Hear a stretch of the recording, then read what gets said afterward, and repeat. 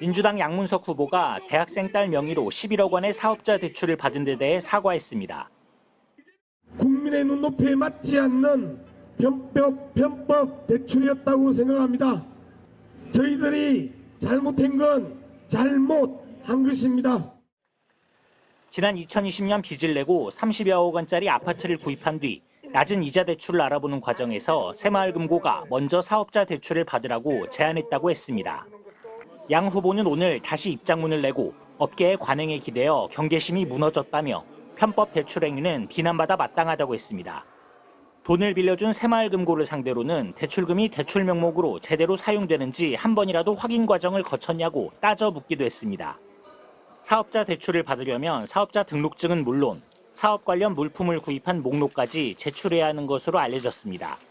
업계의 관행에 기대어 편법 대출을 받았다고 인정한 양 후보의 사업자 대출 과정에도 이러한 서류들이 사용됐을 것으로 보입니다.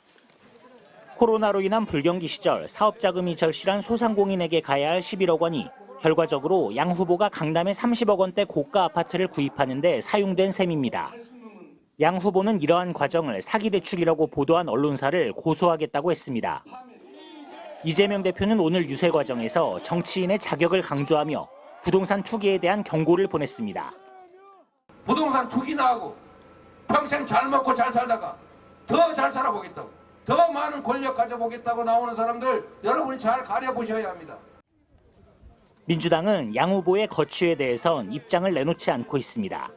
MBC 뉴스 박윤수입니다. 지난 2020년 양문석 후보는 서울 서초구 잠원동의 한 아파트를 31억 2천만 원에 사들였습니다. 소유권을 넘겨받은 날 한 대부업체가 7억 5천여만 원의 근저당권을 설정합니다.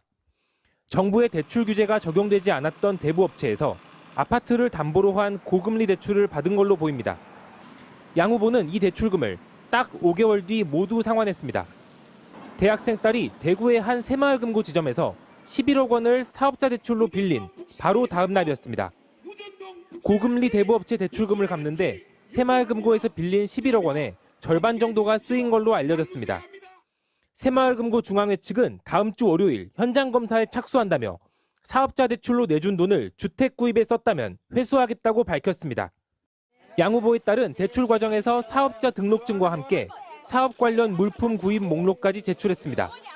하지만 당시 소득세나 재산세 납부 내역이 없는 만큼 사실상 대출 목적의 유령법인을 만들었다는 의혹이 제기됩니다. 딸은 대출 반년 뒤 캐나다 어학연수를 떠나 현지 일상을 블로그에 공유하기도 했습니다.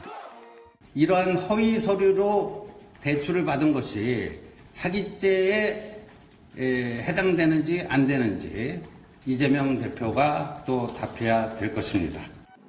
논란이 커지고 있지만 양문석 후보 측은 여전히 어떤 것도 말씀드릴 수 없다는 입장입니다.